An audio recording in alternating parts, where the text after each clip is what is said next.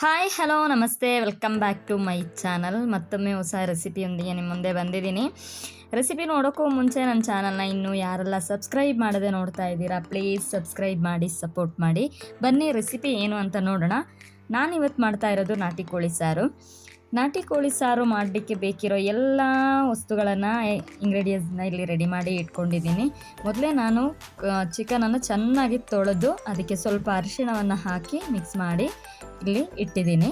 ನೀವು ಕೂಡ ಈ ಥರ ತೊಳೆದು ನೀರಿನ ಅಂಶ ಎಲ್ಲ ತೆಗೆದು ಚೆನ್ನಾಗಿ ಒಂದು ಸ್ವಲ್ಪ ಅರಿಶಿಣ ಹಾಕಿ ಸ್ವಲ್ಪ ಹೊತ್ತು ಈ ಥರ ಬೆರೆಸ್ಬಿಟ್ಟು ಮಿಕ್ಸ್ ಮಾಡಿ ಇಟ್ಕೊಳ್ಳಿ, ತುಂಬ ಒಳ್ಳೆಯದದು. ಓಕೆ, ಈಗ ಇದಕ್ಕೆ ಏನೆಲ್ಲ ಬೇಕು ಅನ್ನೋದನ್ನು ನೋಡೋಣ. ಮೊದಲಿಗೆ ಇಲ್ಲಿ ನಾನು ಸ್ವಲ್ಪ ತೆಂಗಿನಕಾಯಿ, ಸ್ವಲ್ಪ ಗಸಗಸೆ, ಒಂದು ಸ್ವಲ್ಪ ಹುರಿಗಡಲೆ, ಚಕ್ಕೆ, ಲವಂಗ, ಹಾಗೆ ಒಂದು ಅರ್ಧ ಟೇಬಲ್ ಸ್ಪೂನಷ್ಟು ಕರಿಮೆಣಸು, ಹಾಗೆ ಜೀರಿಗೆ, ಇವಿಷ್ಟನ್ನು ತೊಗೊಂಡಿದ್ದೀನಿ. ಈಗ ನಾನು ಕುಕ್ಕರ್ ಇಟ್ಟು ಒಂದೆರಡು ಸ್ಪೂನಷ್ಟು ಎಣ್ಣೆಯನ್ನು ಹಾಕಿ ಕಟ್ ಮಾಡಿಟ್ಟಂಥ ಈರುಳ್ಳಿಯನ್ನು ಹಾಕಿದ್ದೀನಿ. ಈರುಳ್ಳಿ ತುಂಬ ಜಾಸ್ತಿ ಹಾಕಕ್ಕೆ ಹೋಗ್ಬೇಡಿ, ಅದೇ ರೀತಿ ಎಣ್ಣೆಯನ್ನು ಕೂಡ ಅಷ್ಟೇ ತುಂಬ ಜಾಸ್ತಿ ಏನೂ ಹಾಕೋದು ಬೇಡ. ನಾಟಿ ಕೋಳಿ ಸಾರಿಗೆ ಎಣ್ಣೆ ಕಡಿಮೆ ಬಳಸ್ತಾರೆ. ಹಾಗೆ ನಾನೀಗ ಈರುಳ್ಳಿ ಫ್ರೈ ಆಗಿದ ತಕ್ಷಣ ಈಗ ಈ ತೊಳೆದಿಟ್ಟಂತಹ ಚಿಕನನ್ನು ಕುಕ್ಕರಿಗೆ ಹಾಕೋತಾ ಇದ್ದೀನಿ. ನೋಡಿದ್ರಲ್ಲ, ನೀರಿನ ಅಂಶ ಒಂಚೂರು ಇಲ್ಲ ಇದರಲ್ಲಿ. ಈಗ ಚಿಕನೆಲ್ಲ ಹಾಕಿದ ನಂತರ ಈ ಎಣ್ಣೆಯಲ್ಲೇ ಒಂದು 5ರಿಂದ 10 ನಿಮಿಷ ಚೆನ್ನಾಗಿ ಇದನ್ನು ಬಾಡಿಸ್ಕೋಬೇಕು, ಅಂದರೆ ಫ್ರೈ ಮಾಡ್ಕೋಬೇಕು.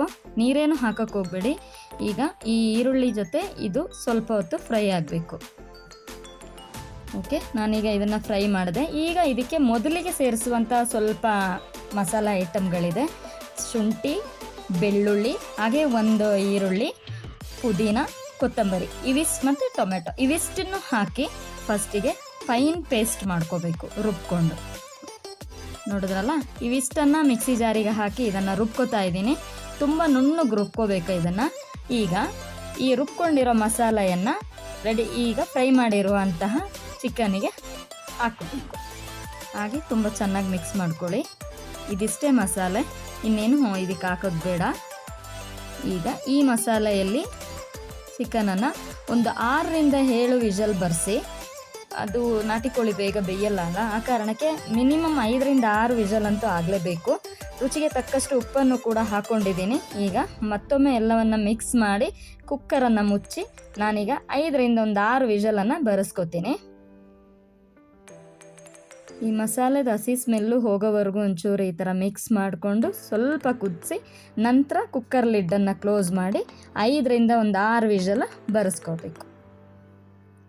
ಈಗ ಅದು ಅದರ ಪಾಡಿಗೆ ಬೇಯಲಿ. ಇದಕ್ಕೆ ಈಗ ತೆಂಗಿನಕಾಯಿ ಹಾಕಿ ಮಾಡೋದ್ರಿಂದ ಮೊದಲಿಗೆ ತೆಂಗಿನಕಾಯಿಯನ್ನು ರುಬ್ಕೊಂಡು ಅದಕ್ಕೆ 1 ಟೇಬಲ್ ಸ್ಪೂನಷ್ಟು ಅಚ್ಕಾರದ ಪುಡಿ, ಅರ್ಧ ಟೇಬಲ್ ಸ್ಪೂನಷ್ಟು ಅರಿಶಿನ ಪುಡಿ, 1 ಟೇಬಲ್ ಸ್ಪೂನಷ್ಟು ಧನಿಯಾ, ಅರ್ಧ ಟೇಬಲ್ ಸ್ಪೂನಷ್ಟು ಗರಂ ಮಸಾಲ, ಇವಿಷ್ಟನ್ನು ಹಾಕಿ ತೆಂಗಿನಕಾಯಿ ಜೊತೆ ಚೆನ್ನಾಗಿ ಇದನ್ನು ಕೂಡ ರುಬ್ಬಿ ಫೈನ್ ಪೇಸ್ಟ್ ಮಾಡ್ಕೊಂಡಿದ್ದೀನಿ. ಈಗ ಇದು 5ರಿಂದ 6 ವಿಷಲ್ ಬಂದಿದೆ, ಕುಕ್ಕರ್ ವಿಷಲ್ ಬಿಟ್ಕೊಂಡಿದೆ. ಈಗ ಓಪನ್ ಮಾಡೋಣ. ಓಕೆ, ನೋಡಿ ಇದು ಬೆಂದಿದೆ. ನೋಡಿದ್ರಲ್ಲ, ಇದು ಬೆಂದಿದೆ. ಈಗ ಇದಕ್ಕೆ ರುಬ್ಬಿಟ್ಟಂತಹ ಈ ತೆಂಗಿನಕಾಯಿ ರುಬ್ಬಿದ್ವಲ್ಲ ಅದನ್ನು ಸೇರಿಸೋ ಸಮಯ. ಇಷ್ಟು ಸಾಕಿದು ಬೆಂದಿದ್ದು. 6ರಿಂದ 7 ವಿಷಲ್ ಬರೆಸಿದ್ರೆ ಇದು ಆರಾಮ್ಸೆ ಬೆಂದಿರುತ್ತೆ. ಇನ್ನು ಜಾಸ್ತಿ ಏನಿದು ಬೇಯೋದು ಬೇಡ.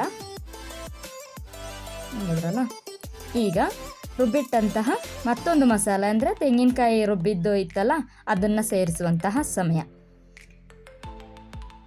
ಓಕೆ, ನಿಮಗೆ ಗ್ರೇವಿ ಪ್ರಮಾಣ ಯಾವ ಥರ ಬೇಕು, ಗಟ್ಟಿಯಾಗಿ ಬೇಕು ಅಥವಾ ಇದು ತೆಳುವಾಗಿ ಬೇಕು ಅಂದರೆ ನಾಟಿ ಕೋಳಿ ಸಾರು ಯೂಶ್ವಲಿ ಸ್ವಲ್ಪ ತೆಳುವಾಗೇ ಇರುತ್ತೆ, ಗಟ್ಟಿಯಾಗೇನೂ ಇರಲ್ಲ.